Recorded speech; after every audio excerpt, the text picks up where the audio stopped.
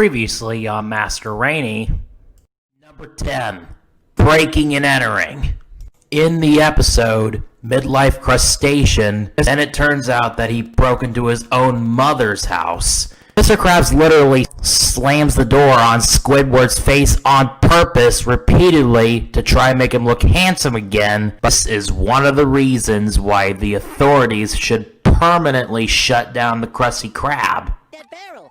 It says property of Salty Sea Farms. This towel from the sizzling spring sauna. And this Bikini Bell phone. And Sandy's hedge clippers. And Plankton's lawnmower. Even Mrs. Puff's hair curlers. Once this hits 1,000 views, I will release 10 reasons why the Krusty Krab should go out of business. I will link it in the comments here as soon as it's uploaded. So I proposed making this video about why the Krusty Krab should shut down for 10 reasons as soon as 1,000 views hits on the 10 reasons why Mr. Krab should be incarcerated. As some of you have already clicked the link that I linked into the comment section on why Mr. Krab should be arrested for those 10 reasons. But anyway, here are 10 reasons why the Krusty Krab should go out of business. Number 10. The danger of Krabby Patties. Krabby Patties are more like an addictive drug than a burger. Seriously, avoid them. In the episode, Just One Bite, Squidward eats numerous patties at once, leading to them to literally go right down to his thighs and exploding. On the opposite side of the spectrum, as shown in Pat No Pay, without a Krabby Patty for an extended period of time, you'll suffer Krabby Patty withdrawals, whereas the symptoms include painful stomach cramps until you get a patty. Number 9. Paid to go to the bathroom. As shown in SpongeBob, you're fired! At the end of the episode, an old man who needed to pee really badly couldn't afford to go to the bathroom because he didn't have a nickel. Of course, I know that this is something that happens traditionally in Europe, but in the USA, a business that makes people pay to go to the bathroom would end up getting shut down. Is the Krusty Krab in Europe? Hell no. It's not even in any of the European countries. So that means that you can't keep your business if you charge people to use the bathroom, Krabs. Number 8. Food poisoning. This occurred in multiple episodes. There was this one time in the Krusty Sponge where poisonous spongy patties are sold, leading to the sickening of the customers, turning them spongy. Number 7. Stealing money from customers. On a tape, Mr. Krabs played to show his penny pinching in Cracked Krabs. He charges the customers $1 per footstep, which of course, that's absurd. No way to treat the customers. In Mutiny on the Krusty, Mr. Krabs forces customers to empty their wallets completely before leaving the restaurant. Number 6. Krabbyland. In Krabbyland, Mr. Krabs builds a children's playground behind the Krusty Krab restaurant called Krabbyland, which of course is a very dangerous playground built coming from the crustacean's penny pinching. It was very dangerous because of the poor quality, because the playground was just made out of junk. Fort Adventure was just made out of a pair of trash cans holding up a piece of wood with a wood plank attached to it saying Fort Adventure with a tarp in the back with a pipe on top of it. Hose World consisted of 5 hanging hoses with one of them dripping. Toaster Rodeo had 2 toasters swinging back and forth rapidly enough the children would fall off and get hurt. Rocket Ship Fantastica was just a piece of wood roped to a heavy tube that easily derailed. The slide had a kid on it, but after going down, the slide broke. Mr. Krabs avoids getting sued by having the kids sign the coloring books, which were actually liability waivers. Was that enough for that to be liable to children? Look at Krabby the Clown later in the episode where Mr. Krabs only puts on a spotty tie and a tomato painted blue. Ugh, cheap ass. Let's compare Krabby the Clown to a real clown.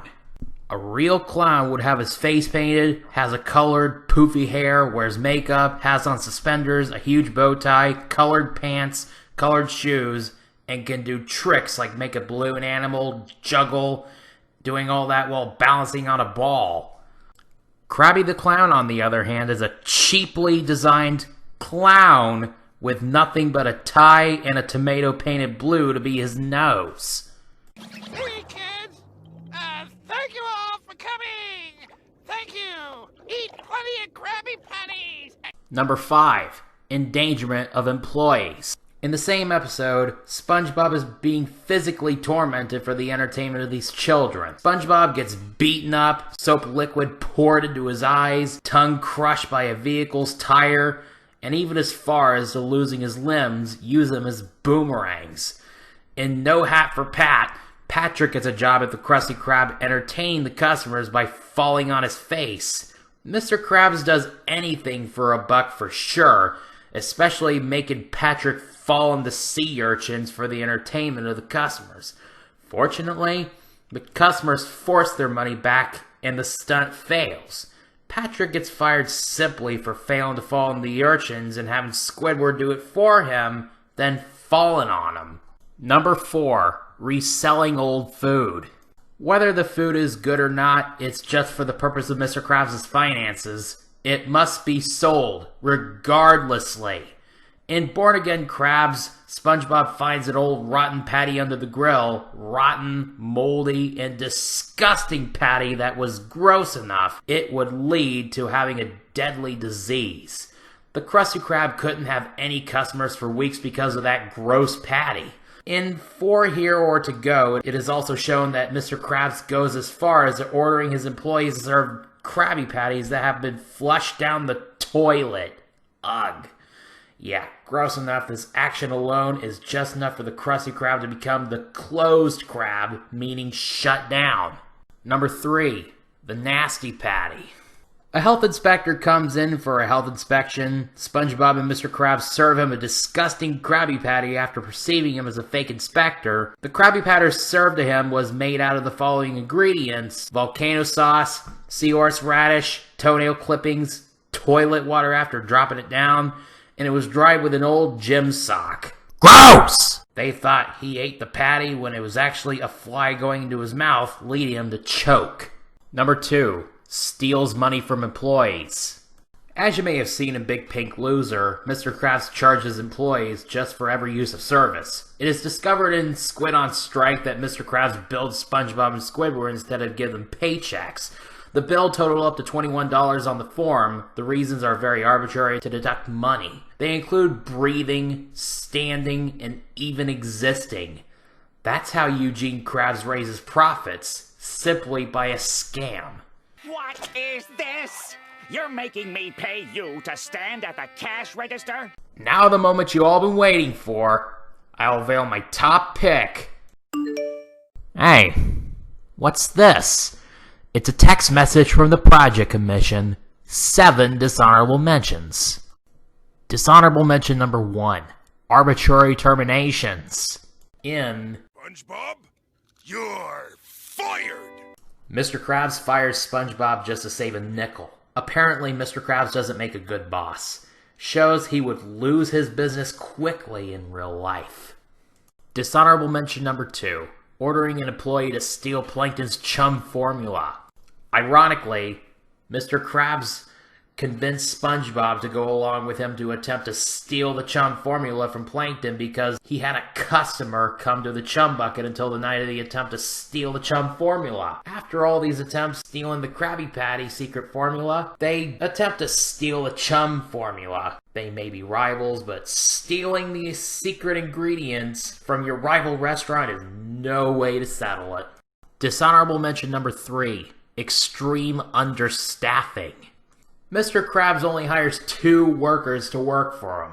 One doing all the customer service, one doing all the cooking. Lucky enough it's just a cartoon, but in reality, restaurants need more than 2 people, obviously. Dishonorable mention number 4. Lunch break too short. SpongeBob is given a lunch break for just 5 minutes. But shockingly, SpongeBob says it was 1 more minute than yesterday, so yesterday, his lunch break was only 4 minutes to be exact. Next dishonorable mention will be similar to this.